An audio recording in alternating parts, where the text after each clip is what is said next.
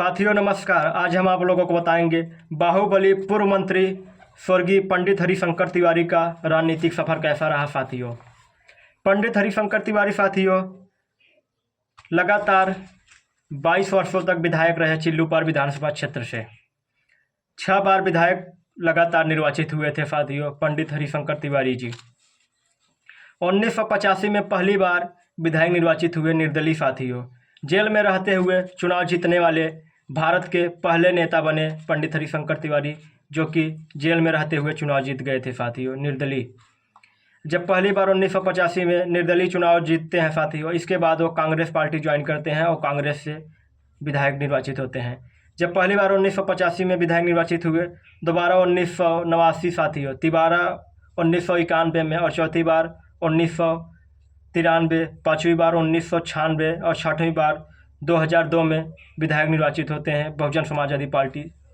से। साथियों, और साथियों जब ये लगातार 6 बार विधायक रहे साथियों, 22 वर्षों तक इनका कार्यकाल रहा।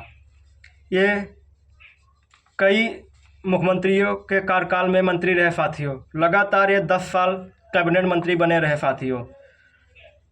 1997 से 2007 तक साथियों ये लगातार मंत्री बने रहे।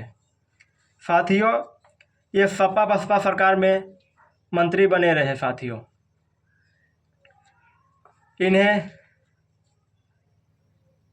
लगातार मंत्री बनने का रिकॉर्ड प्राप्त है।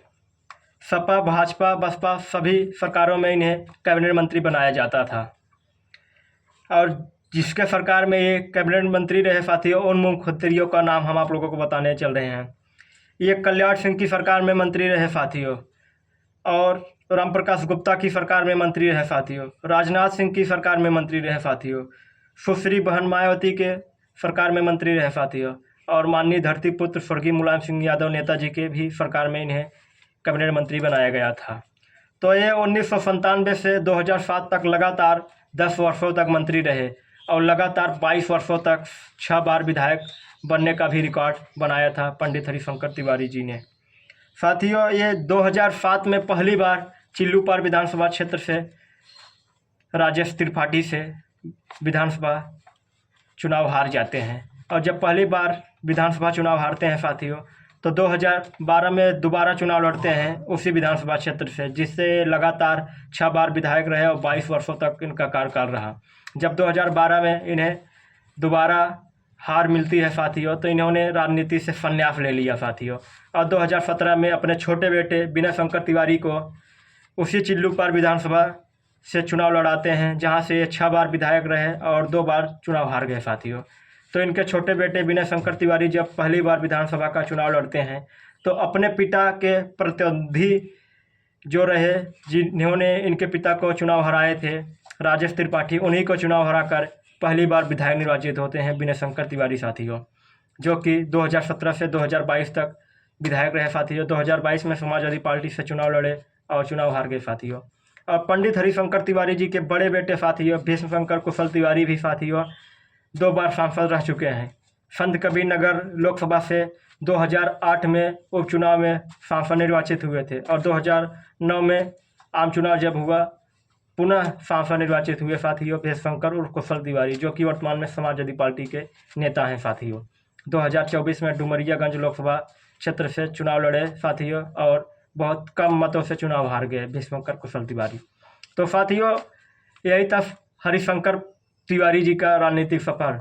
लगातार 22 वर्षों तक चिल्लूपार विधानसभा क्षेत्र से विधायक बने रहे, और 10 वर्षों तक कैबिनेट मंत्री रहे साथियों। लगातार सपा भाजपा बसपा सरकारों में मंत्री रहे।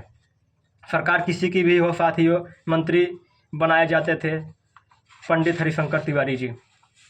लगातार 1997 से 2007 तक 10 वर्षों तक इन्हें मंत्री बनाया गया था साथियों।